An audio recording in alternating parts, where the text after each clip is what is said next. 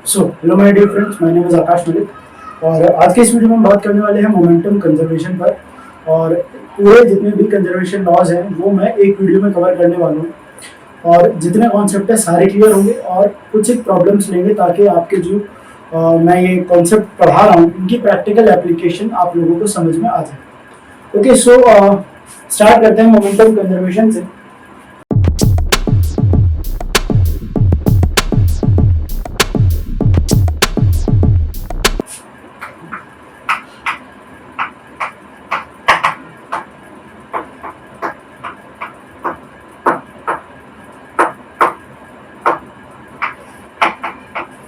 ये हमारी आज की वीडियो का टॉपिक है।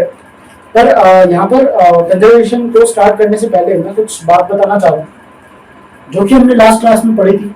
और वो कुछ ऐसे था कि for a system of particles हमने बात करी थी कि अगर हमें displacement in the position of centre of मास निकालना है तो वो हम डेल्टा एक्स सी एम को हम कैसे लिखते थे। अगर लेट्स से आई पार्टिकल्स हैं तो हम कैसे लिखते थे m1x1 plus m2x2 plus mi(x) right, divided by m1 plus m2 till mi। Right, तो ये चीज हमने पढ़ी थी। पर इसके साथ में हमने ये भी देखा था कि अगर वेलोसिटी ऑफ सेंटर ऑफ मास निकालना है तो हम क्या लिख सकते थे directly m1v1 plus m2v2 plus mi(vn) over m1 plus m2 till mi। Right, तो ये चीज हमने पढ़ी थी, ठीक है। बट और एक चीज और कि एक्सेलरेशन ऑफ सेंटर ऑफ मास भी हमने देख लिया था लास्ट स्लाइड जो थी लास्ट लेक्चर की और सेकंड लास्ट लेक्चर जिसमें हमने सेंटर ऑफ मास किया था। तो उसमें हमने ये लिखा था m1a1 plus m2a2 plus mi(ai) over m1 plus m2 till mi। तो ये हमने लास्ट क्लास में मैंने आपको कहा था कि मैं आज की क्लास को यहीं पर ओवर कर रहा हूँ और अगली जो क्लास होगी हमारी मैकेनिक्स की वो यहीं से स्टार्ट होगी। तो ये चीज आई होप आप लोगों को समझ में आई होगी, इसमें कोई डाउट नहीं होगी। बात करते हैं इससे आगे कि मेन हमारे जो टॉपिक्स हैं जो हमें पढ़ने हैं, स्टार्ट जहां से करना है वो ये velocity of centre of mass and acceleration of centre of mass ही है। राइट, तो अब इसके बारे में बात करते हैं। सो अगर आप ध्यान से देखो कि अगर वेलोसिटी ऑफ सेंटर ऑफ मास जो है उसको मैं क्या इस तरीके से नहीं लिख सकता p1 plus p2 plus p3 plus dash pi। तो मैं क्या इसको ऐसे नहीं लिख सकता summation of momentum of all the particles r is equals to 1 to 1। Okay, तो ये मान लो जो भी है, ठीक है, n पार्टिकल्स हैं मेरे से, ठीक है। तो ये चीज है divided by m1 plus m2 plus m3 dash dash, ठीक है। और एक चीज और, एक्सेलरेशन ऑफ सेंटर ऑफ मास को फिर हम ये भी तो लिख सकते हैं। अगर आप इस चीज को देखो तो ये क्या है, force on particle 1, right, external force. तो यहाँ पर net external force divided by net mass, क्या ऐसे लिख सकता हूँ? बिल्कुल लिख सकता हूँ। तो अब जो हमें डिस्कशन करना है वो यहाँ से आगे ही करेंगे, सो उसको देखना। तो अगर मैं यहाँ पर बात करूँ तो जो वेलोसिटी ऑफ सेंटर ऑफ मास है वो तो आ गया नेट मोमेंटम अपॉन और टोटल मास, और एक्सेलरेशन ऑफ सेंटर ऑफ मास जो है वो आ गया मेरा net external force over total mass. Right, ये चीज मैं लिख सकता हूँ। यहाँ पर बात यहाँ से करनी है कि अगर if net external force on the body is 0 तो हम कह सकते हैं कि एक्सेलरेशन ऑफ सेंटर ऑफ मास जो है वो भी 0 होगा। इसका मतलब वेलोसिटी ऑफ सेंटर ऑफ मास जो है वो कांस्टेंट हो जाएगी, ठीक है कि नहीं। तो अगर ये velocity of centre of mass constant हो गई तो हमें पता है कि टोटल मास तो कांस्टेंट रहना ही है। तो मैं यहाँ पर लिख सकता हूँ कि जो नेट मोमेंटम है वो क्या हो जाएगा, कांस्टेंट, या फिर हम लिख सकते हैं कंजर्व।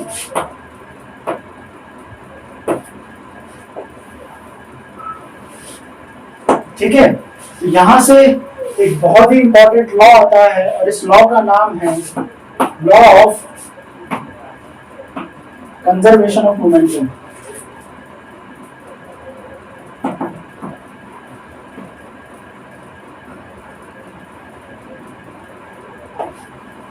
ठीक है, तो law of conservation of momentum I hope आप लोगों को समझ में आया होगा। इससे ज्यादा अभी कुछ नहीं है, धीरे धीरे लेवल बढ़ाते चलेंगे। Now let's proceed with the next point. और नेक्स्ट पॉइंट के पहले हम एक एग्जांपल से समझते हैं कि कैसे हम एक मोमेंटम को कंजर्व कर सकते हैं। ओके, तो वो देखना। ठीक है, तो एग्जांपल कुछ इस तरीके से है कि ये एक मेरी बॉडी है m1, ठीक है, और ये कुछ यूनिफॉर्म वेलोसिटी v से मूव कर रही है। ठीक है, एट सम पॉइंट यहां पर इस बॉडी पर मैं जेंटली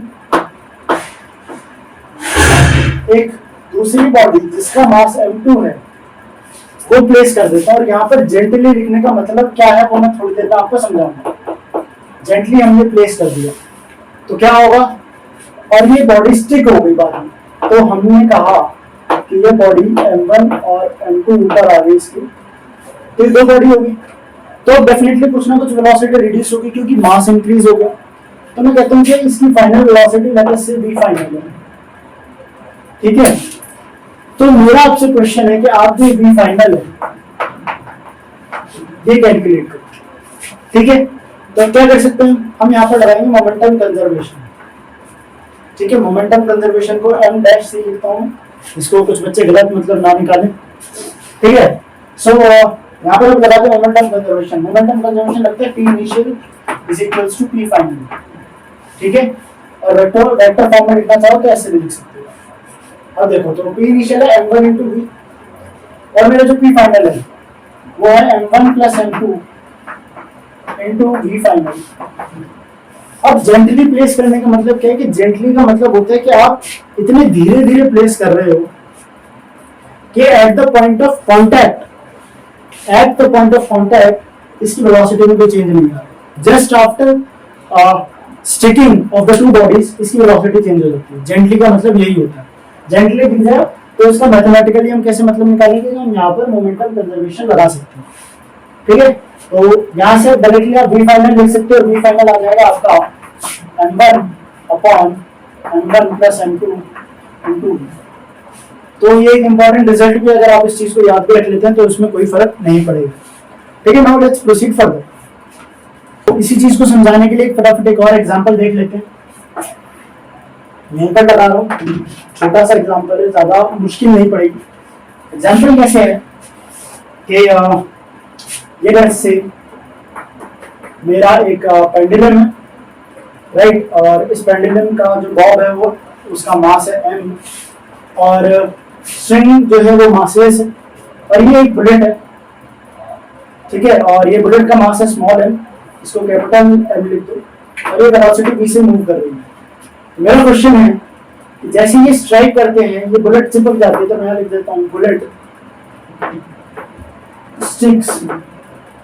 तो क्या होगा, बुलेट चिपक जाएगी, तो ये एक कंबाइंड सिस्टम बन जाएगा जिसका मास हो जाएगा capital M plus small m, और ये कुछ हाइट पर राइज करेगा। ठीक है, और उस हाइट को मैं ग्राउंड से अगर कैलकुलेट करूं तो वो h है। और मेरा आपसे क्वेश्चन है कि आप h और थीटा निकालो। ठीक है, थीटा वो एंगल है जिस पर ये कंबाइंड सिस्टम रेज हो जाता है। तो क्या करना है, सिंपल, एक तो यहाँ पर मोमेंटम कंजर्वेशन लगेगा और एक लगेगा एनर्जी कंजर्वेशन। एनर्जी कंजर्वेशन हमने कब पढ़ा था, हमने पढ़ा था एनर्जी कंजर्वेशन या फिर वर्क एनर्जी थ्योरम हमने पढ़ी थी वर्क पावर एनर्जी में। अगर आपको देखना तो फटाफट जाके आपको देख सकते हो। ठीक है, तो यहाँ पर सबसे पहले मोमेंटम कंजर्वेशन लगाएंगे। तो सबसे पहले mv, फिर finally m plus m into v final आ जाता है मेरा m upon m plus m into v। और यहाँ से एनर्जी कंजर्वेशन अगर मैं लगा दूं तो एनर्जी कंजर्वेशन लगाना आप लोगों को आना चाहिए इनिशियली इस पॉइंट से और इस पॉइंट के बीच में मैं एनर्जी कंजर्वेशन लगा रहा हूँ। तो इनिशियली काइनेटिक एनर्जी थी हाफ mv स्क्वायर, ठीक है। पोटेंशियल एनर्जी में इस पॉइंट को zero gravitational potential energy assume कर रहा हूँ, ये हम अज्यूम कर सकते हैं, ठीक है। और यहाँ पर ये हो जाएगा जीरो। फिर फाइनली काइनेटिक एनर्जी होगी zero plus capital M plus small M into G into H, ये हाइट राइज हो गई, ठीक। यहाँ तक कोई भी दिक्कत नहीं आनी चाहिए आपको। तो मैं यहाँ पर क्या कह सकता हूँ कि आप सीधा यहाँ से एच कैलकुलेट कर लो, सिंपल है। तो simple M B square upon 2g into M plus N, H की वैल्यू आ जाएगी। और अगर थीटा निकालना है तो अगर मैं स्ट्रिंग की लेंथ एल दे देता हूँ आपको, तो हमें पता है एच होता है N into 1 minus cos of theta. ये एक इंपॉर्टेंट रिजल्ट है, अगर आप इस चीज को याद भी रखना चाहो तो वो रख सकते हो, क्योंकि काफी सारे क्वेश्चंस में ये अप्लाई होता है, ठीक है। ये कॉन्सेप्ट समझ में आ गया आपको। अब आगे बढ़ते हैं नेक्स्ट थ्योरेटिकल कॉन्सेप्ट पे। तो अब हम बात करेंगे impulse and impulse momentum equation की। तो पहले इंपल्स की बात करते हैं कि इंपल्स क्या होता है।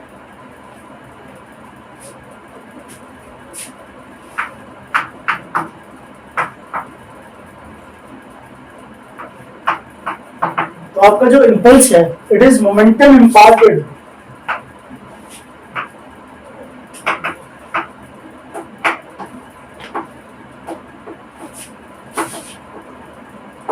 by some force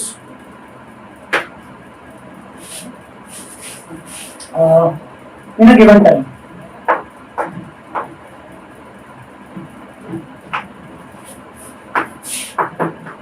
ठीक है। तो इसको कैलकुलेट कैसे करते हैं कि हमें पता है जो फोर्स है वो जाती है dp by dt, right. That is dp is change in momentum upon dt is change in time। तो मैं इसे dp को लिख सकता हूँ f dt, और अगर मैं इंटीग्रेट कर दूं दोनों साइड, थोड़ा सा अच्छा बना दूं इसको, तो यहाँ से मेरे पास आ जाएगा delta p is equals to integral of f dt। Now here this delta p is impulse, ठीक है। और f dt का इंटीग्रल हमें वैल्यू दे देता है इंपल्स की मैथमेटिकल। अब बात करते हैं इंपल्स मोमेंटम इक्वेशन की, ठीक है। चलिए देखिएगा, तो इसका स्टेटमेंट क्या है, इंपल्स मोमेंटम इक्वेशन। तो इसका स्टेटमेंट क्या है कि P initial plus J that is impulse is equals to P final.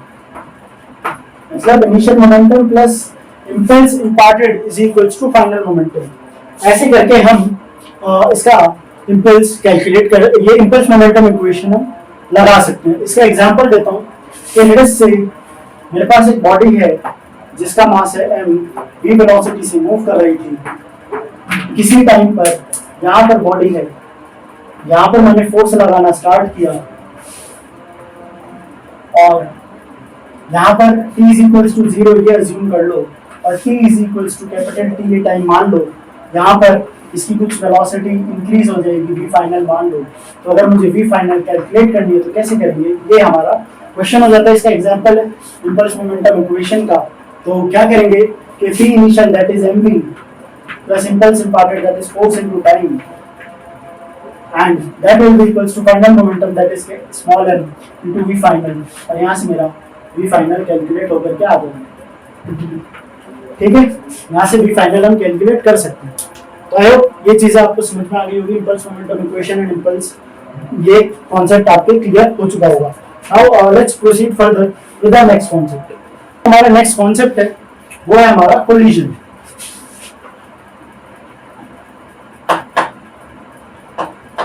बात करें कि कोलिजन क्या है, तो it is a process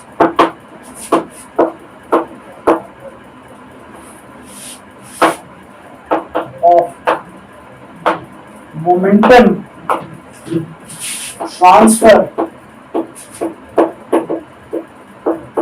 through internal forces.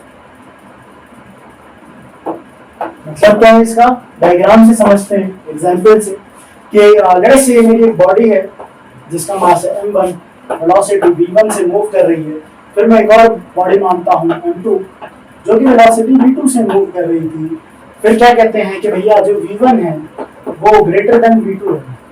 ठीक है, तो क्या होगा कि इनके बीच का जो सेपरेशन है वो कम होता रहेगा, और कम होते होते सेपरेशन इतना कम हो जाएगा कि इनकी टक्कर हो जाएगी। ठीक है, इनकी टक्कर होते ही यहाँ पर ये कोलाइडिंग स्टेट है, इसको कोलिजन बोलते हैं। यहाँ पर इनके बीच में एक नॉर्मल रिएक्शन फोर्सेस लगेगी, जिसकी वजह से इनका मोमेंटम ट्रांसफर होगा और इनकी वेलोसिटी चेंज हो जाएगी, और ये m1 डैश से कुछ v1 डैश वेलोसिटी से मूव करने लगेगा, और ये m2 v2 डैश वेलोसिटी से मूव करने लगेगा। अब ये v1 और v2 कैसे होंगी, उसके पीछे का कॉन्सेप्ट ये होता है कि यहाँ पर मोमेंटम इज ऑलवेज कंजर्व्ड। ठीक है, तो ये कॉन्सेप्ट है कि मोमेंटम जो है वो यहाँ पर कंजर्व्ड रहेगा। तो कोलिजन की बात यहाँ पर खत्म होती है। अब कोलिजन में ही थोड़ा डिटेल में पढ़ेंगे, राइट? तो let's start with next topic which is coefficient of restitution. Okay, तो अगर मुझे बात करनी हो कि कोलिजन कोएफिशिएंट ऑफ रेस्टिट्यूशन क्या है, तो मैं इसको लिखता हूँ कोएफिशिएंट ऑफ रेस्टिट्यूशन, और इसको डिनोट किया जाता है स्मॉल ई से। तो ये क्या है? ये है एक पैरामीटर। इसकी डेफिनेशन नहीं लिख रहा हूँ, आप लोगों को लिखनी है तो नोट्स में दे दूंगा जिसमें मैंने डेफिनेशन लिखी हुई है। तो कोएफिशिएंट ऑफ रेस्टिट्यूशन क्या है? Coefficient of restitution is a parameter which defines deformation while the two bodies are colliding, two और मोर बॉडीज आर कोलाइडिंग। तो उसमें हम कोएफिशिएंट ऑफ रेस्टिट्यूशन की बात करते हैं। ई से दिया जाता है, इसे डिनोट किया जाता है।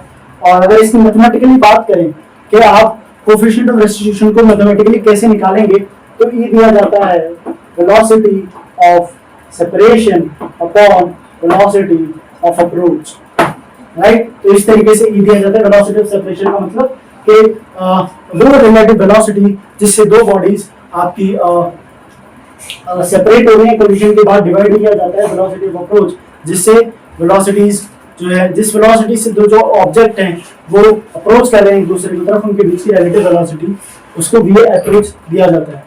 तो इस तरीके से हम ई कैलकुलेट कर लेते हैं। अब बेस्ड ऑन ई हम कोलिजन को तीन टाइप्स में डिफाइन करते हैं, डिफरेंशिएट करते हैं।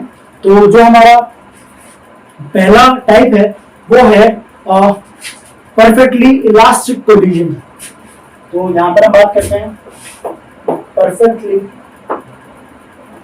Elastic collision. ठीक है, तो परफेक्टली इलास्टिक कोलिजन क्या होता है? जिसमें ई की वैल्यू होती है 1, मतलब डिफॉर्मेशन इज 0 और बिल्कुल भी डिफॉर्म नहीं होता है। और हम कह सकते हैं कि जो चेंज इन काइनेटिक एनर्जी है वो क्या हो जाता है? 0 हो जाता है, क्योंकि जो इनिशियल काइनेटिक एनर्जी थी वही फाइनल में रहती है, क्योंकि वेलोसिटी ऑफ सेपरेशन इस केस में वेलोसिटी ऑफ अप्रोच के इक्वल हो जाएगी। तो हम कह सकते हैं कि चेंज इन काइनेटिक एनर्जी जो है वो 0 हो जाएगा। चलिए आगे बात करते हैं सेकेंड टाइप, इसको फर्स्ट कर देते हैं। अब बात करेंगे second type, partially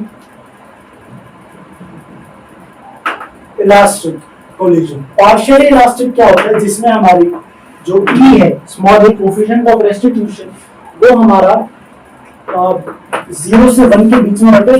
coefficient of restitution की मिनिमम वैल्यू 0 होती है और मैक्सिमम वैल्यू 1 होती है।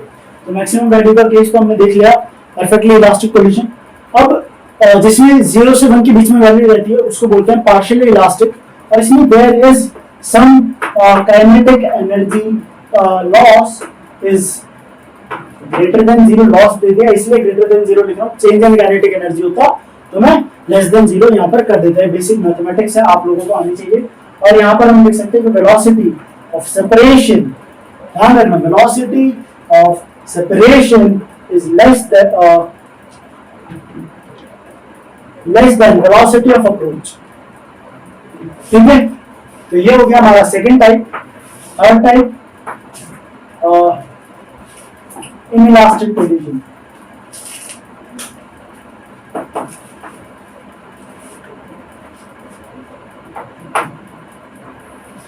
अब अब ये हमारा इनइलास्टिक कोलिजन क्या होता है, वो ये उस टाइप का कोलिजन है जिसमें एक ही वैल्यू हो जाती है 0।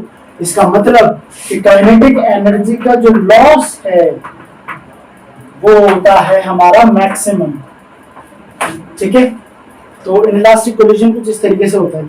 ध्यान रखने वाली बात है ई की वैल्यूज।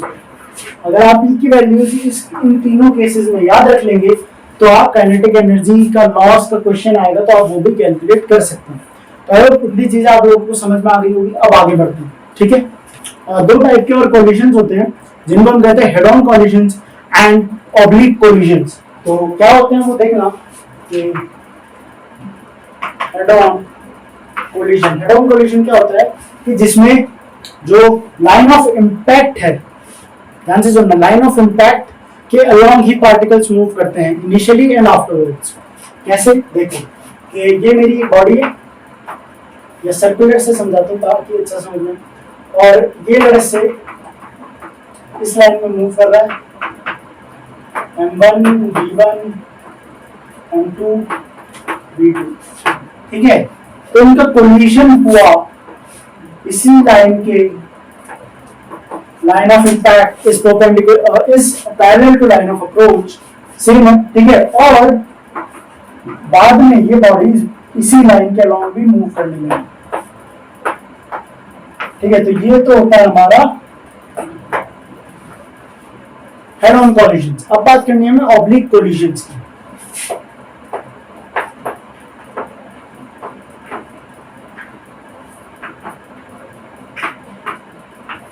अभी ऑब्लिक कोलिजन्स क्या होते हैं, ध्यान से देखना कि अगर मैं कहूं कि मेरी की बॉडी है,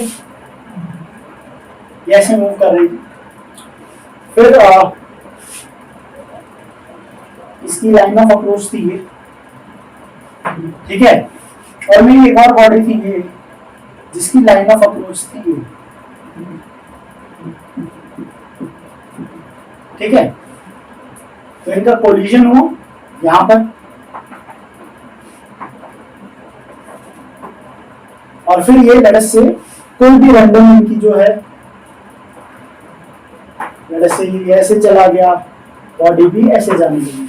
कैसे जा रहे हैं वो भी is not a point of discussion. हम बात करेंगे जब क्वेश्चंस अगर करते हैं।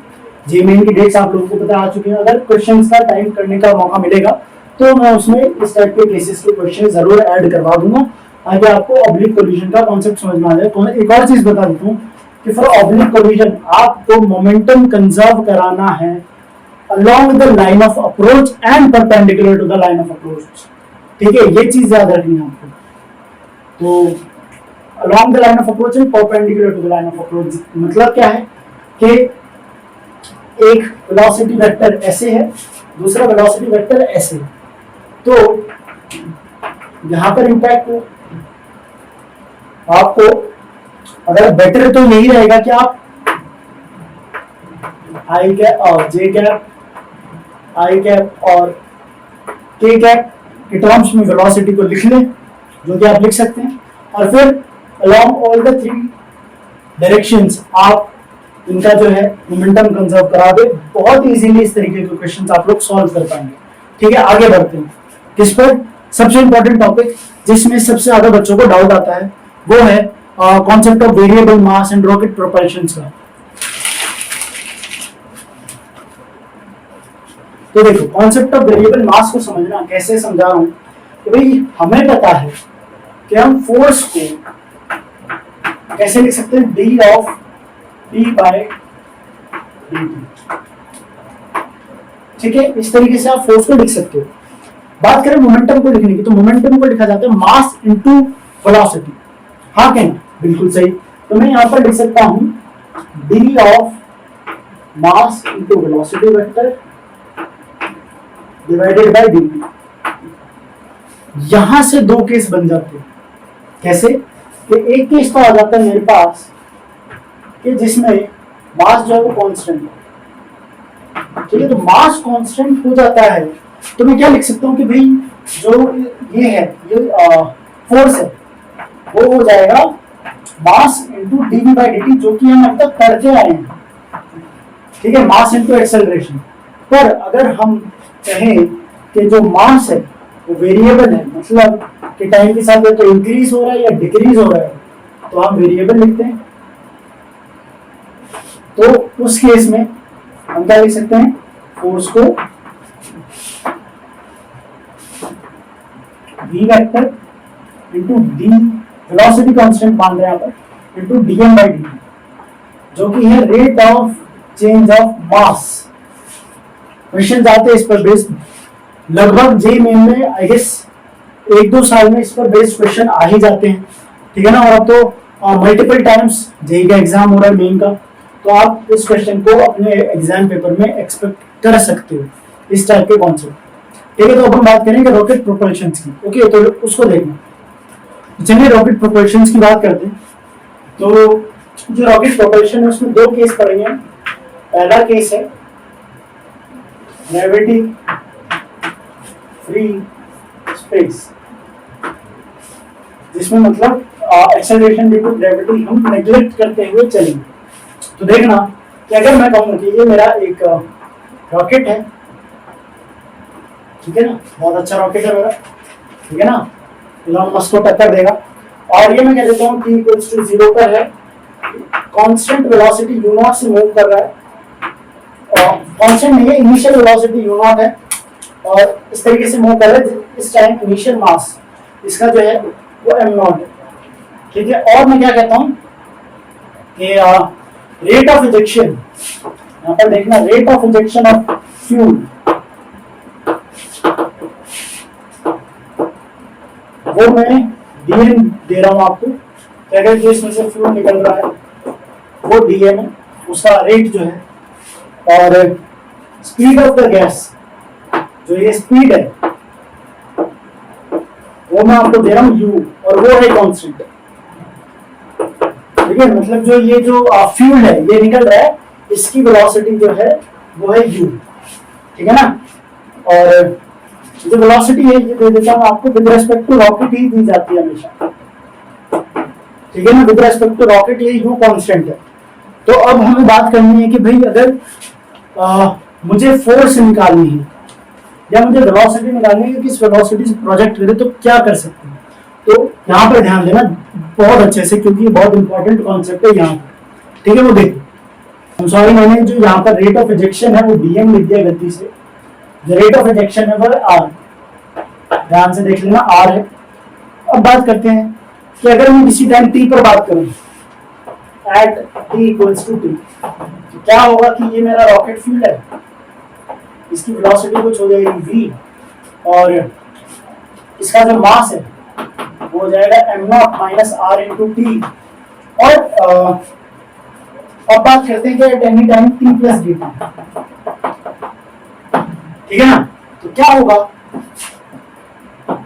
कि इसकी वेलोसिटी जो है वो लेट अस से dv से इंक्रीज हो जाएगी, ठीक है, और इसका जो मास है वो हो जाएगा m माइनस dm, हाँ के ना, m ये, ठीक है। और यहाँ पर हम कह सकते हैं कि जो कुछ dm मास है वो यहाँ से इजेक्ट हो जाएगा, ठीक है।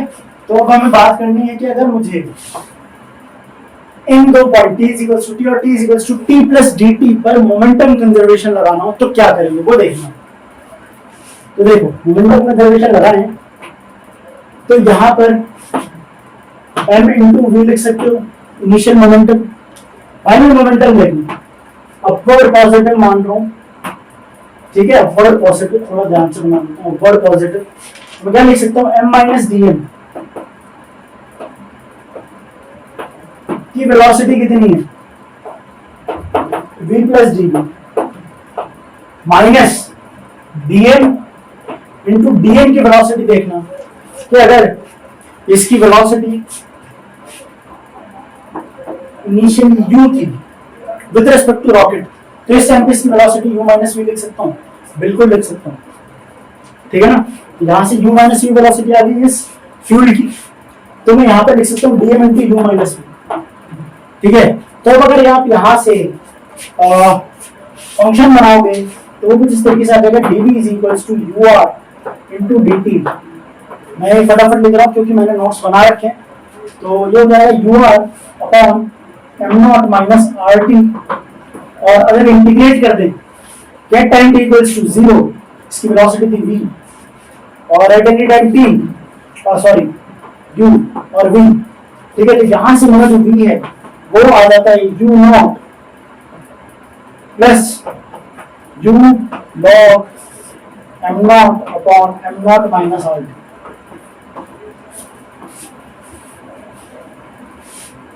ठीक है, ये रिजल्ट आ गया ग्रेविटी फ्री स्पेस का। तो इतनी चीज आई होप आप लोगों को समझ में आई होगी, तो यहाँ पर मुश्किल नहीं रहेगी। ये मैंने फटाफट इसलिए लिख दिया क्योंकि ये काम आप लोगों का है, आप लोग इंटीग्रेट करके देखना चाहो, मैथ्स की प्रैक्टिस हो जाएगी, बहुत सिंपल इंटीग्रल है, ठीक है ना। तो आप यहाँ से कर सकते हो। अब बात करते हैं ग्रेविटी फ्री स्पेस नहीं है जिसमें case B, that is if gravity is present. तो उस केस का आंसर मैं यहाँ पर डायरेक्टली लिख रहा हूँ। प्रूफ देखना है तो एक बार खुद से ट्राई करना, उसमें लगेगा इम्पल्स मोमेंटम इक्वेशन।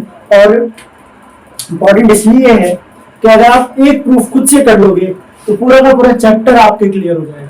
तो ग्रेविटी फ्री और स्पेस का तो हमने प्रूफ कर दिया, और इफ ग्रेविटी इज प्रेजेंट तो ग्रेविटी के आगे टिक लगा देते हैं, इसका मतलब ग्रेविटी प्रेजेंट है। तो इस केस में वेलोसिटी का जो वैल्यू आ जाता है वो आ जाता है U naught minus G T plus U log M naught upon M naught minus R. अब आप लोग बोलोगे कि भैया आपने तो फटाफट प्रूफ कर दिया, अगर आपको इसका डिटेल्ड प्रूफ देखना है तो वो मैं नोट्स में दे दूंगा, बट मैं आपको सजेस्ट करूंगा कि एक बार इसका थोड़ा सा कॉन्सेप्ट दिमाग से लगाएं, क्योंकि बहुत एक इंपॉर्टेंट चीज है। अगर आप ये कर लेंगे तो आपका कॉन्सेप्ट बहुत अच्छे से क्लियर हो जाएगा। और यहाँ पर मैं अपनी वीडियो को कंक्लूड करता हूँ, क्योंकि हमने जितने कॉन्सेप्ट करने थे वो हम कर चुके हैं, ठीक है। तो यहाँ पर मोमेंटम कंजर्वेशन हमारा कंप्लीट होता है। इसको कंजर्वेशन लॉस के नाम से भी पढ़ाया जाता है, जो कि हमने यहाँ पर एक वीडियो में पूरा का पूरा कवर कर दिया। अगली वीडियो बहुत इंटरेस्टिंग है, रोटेशनल मोशन पे रहेगी, जो कि मेरा पर्सनली फेवरेट टॉपिक है। सो आई होप आप लोगों को सभी कॉन्सेप्ट समझ में आए। कोई कॉन्सेप्ट समझ में नहीं आया तो डिस्क्रिप्शन में ईमेल आईडी दी है मैंने, आप उस पर मेल कर सकते हैं। इंस्टाग्राम पर मैंने आपका लिंक दे दिया है, आप उस पर जाकर के मुझे डीएम कर सकते हो। और कमेंट सेक्शन तो आपका है, यहाँ पर भी आप कोई भी डाउट आपका पोस्ट कर सकते हैं। तो टाटा, सी यू, बाय बाय।